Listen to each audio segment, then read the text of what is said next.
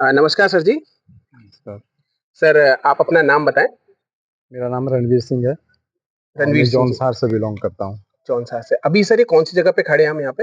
ये डाक पत्थर विकास नगर में पड़ता है, ये विकास नगर जगह है और ये बुल मशीन हमने अभी ली है। तो सर आपको इस मशीन लाइन में कितना समय हो गया? कितने समय से आप इस लाइन में हैं मशीन लाइन में? तो 2012 में हमने पहली मशीन ली थी और उस समय मैंने पहली जो मशीन ली थी वो एश मशीन थी, एस मशीन थी। एसी। तो टोटल कौन-कौन सी उसके मशीनें बाद इस बीच इस उसके दौरान बाद मैंने जेसीबी ली और एक कैश मशीन भी चलाई हमने। कैश मशीन हमने 3-4 साल रखी। कैश मशीन फिर हमने बेच दी थी। तो उसके बाद हमने ये पहली बार बुल मशीन ली। बुल मशीन तो मतलब आप अभी तक एस, एस्कॉर्ट एस, कै जेसीबी और कैट, कैश केस और बुल यूज़ कर रहे हैं। 4 12 साल 4 12 4 2000 मशीनें हमने यूज़ कर दी। 4 मशीनें आपने यूज़ कर हुँ। दी। तो 2012 से आप मशीन चला रहे हैं, तो आप सभी ब्रांड यूज़ कर लिए हैं आपने।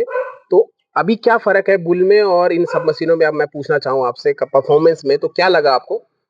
इसकी परफ़ॉर्मेंस बहुत अच्छी है बुल की। बुल मशीन एक तो इसका जो एवरेज है तेल-वेल का वो भी बहुत अच्छा है। जेसीबी से तेल भी कम खाती है। लगभग दूसरा कितना कम खा इसमें रही होगी? लगभग 1 डेढ़ लीटर का फ़र्क पड़ जाता है 1 घंटे में। लीटर के आसपास हाँ, घंटे में कम फ़र्क पड़ रहा है। थोड़ा ये बुल मशीन बुल मशीन जो है कम सुपर तेल स्मार्ट खाती है। है BS5 आपके पास? जी, जी। जी। सो BS5 मशीन है मेरे पे और इसकी जो पावर है ये हमने अभी चेक करी थी। हमारा यहाँ जंगलायत में काम चल रहा है। भौसान बैंड कालसी से ऊपर पड़ता है। जी। तो वहाँ पे काम चल रहा था। तो वहाँ पे जेसीबी मशीन हमारी चल रही थी पहले। तो कुछ सामान माल हमने ऊपर ले जाना था चढ़ाई में और वो शिफ्ट करना था सारा माल ऊपर। तो वहाँ जेसीबी मशीन नहीं चढ़ पा रही थी। जिसमें फिर मैंने ये बुल मशीन भेजी। तो मेरा जो ऑपरेटर है वो कह रहा था कि मैं सेकंड सेकंड गियर में जो है सारा माल हमने ऊपर शिफ्ट करा है। अच्छा। तो बुल मशीन जानदार भी है और मैं चाहता हूँ कि ये मशीन हमारे क्षेत्र में ज़्यादा से ज़्यादा चले सर और मतलब कि जिस हिसाब से जेसीबी एक टाइम जेसीबियाँ सारी जगह दिख रही थी उसी हिसाब से अगर बुल मशीनें भी ऐसे ही आएगी तो लोगों को फ़ायदा होगा। इसमें जो काम ज़्यादा होता है, जिसके साथ हम काम करते हैं, अगर उससे थोड़ा प्रोग्रेस में काम करेंगे तो उसको भी फ़ायदा होगा। वो भी हमें हमारे को ही बुलाएगा क्योंकि अब जो मशीनें आ रही जेसीबी जी। जेसीबी जो नए मॉडल में आ रही है, वो थोड़ी हल्की आ रही है।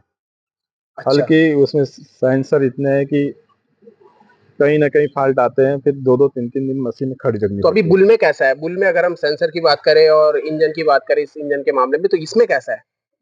बुल में अभी सेंसर कम है, इसमें 3-4 सेंसर दे रखे हैं, लेकिन जेसीबी में बहुत ज़्यादा है। तो अगर इसमें सेंसर की वजह से अगर मशीन हमें खड़ी करनी पड़े, अगर 4-5 दिन में मशीन खड़ी रहती है काम किसी भी फ़ॉल्ट की वजह फ़ॉल्ट की से, वजह से तो नुकसान होता है मालिक को और नुकसान होता है। मालिक को अगर 4-5 दिन मशीन खड़ी करनी पड़े, तो फिर उसमें बहुत दुःख तो होता इसमें है। ऐसा नहीं है, इसमें अब इसमें अभी तक जो मशीन हमने चलाई है, तो मुझे ये लग रहा है कि आगे भी ये ठीक चलेगी और आपकी जो सर्विस है बुल वालों की, वो मेरे को बहुत अच्छी लगी।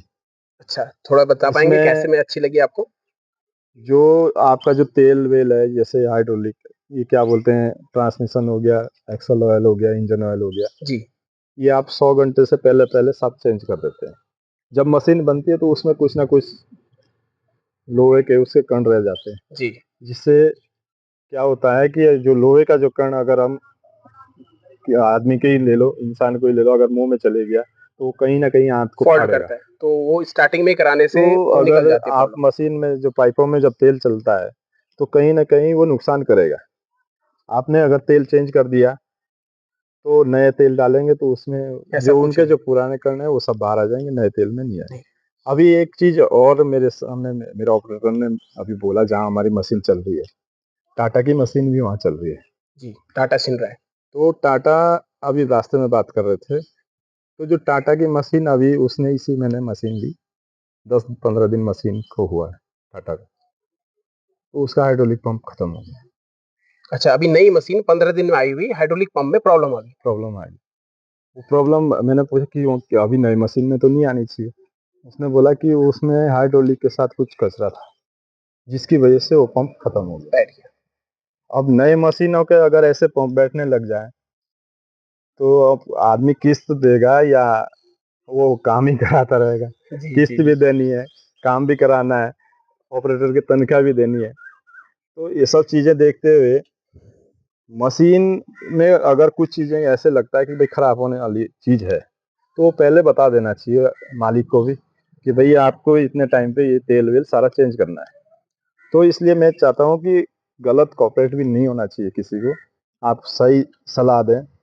तो बुल में और अभी ऐसा है जैसे आप कह रहे हैं कि मुझे ये चीज आपकी बहुत अच्छी लगी, सर्विसिंग के मामले में। सर्विसिंग इसलिए अच्छी लगी क्योंकि आप अगर 100 घंटे से पहले पहले अपना सारा तेल वेल चेंज कर देते हैं तो नया तेल डालेंगे, तो नए तेल में तो फिर मशीन को ज्यादा जान मिलेगी और उसमें जो भी कुछ कचरा वचरा वो भी साफ हो जाता है। जी, जी। इसलिए मेरे को थोड़ा और ये अच्छी लगी। अब इसकी मैं मेंटेनेंस जानना चाहूँ, खर्चा इसका जैसे engine service, axle service, transmission service का, और क्योंकि आप जेसीबी भी चला रहे हैं, बुल भी चला रहे हैं, एस भी चलाई है, केस भी चलाई है, तो इसका अगर मैं कंपेयर करूँ जेसीबी के साथ, इन ब्रांड के साथ, तो इसकी मेंटेनेंस खर्चे में कैसी लगी आपको? मतलब क्या खर्चा आ रहा है मेंटेनेंस इसका, इसका मेंटेनेंस कम है, क्या आ रहा मेंटेनेंस इसका बहुत कम है। बहुत कम इसलिए कह रहा हूँ क्योंकि मैंने अभी जेसीबी की, मेरे पे जेसीबी भी है है? जी, अभी वर्तमान में भी है जेसीबी। जी। तो जेसीबी की सर्विस कराई मैंने, ट्रांसमिशन की बाल्टी लाई 8,000 की, एक्सल ऑयल की बाल्टी लाई वो भी लगभग 7-8 हज़ार की बैठती है। 8,000 इंजन ऑयल की बाल्टी लाई वो 6,000 के समथिंग थी।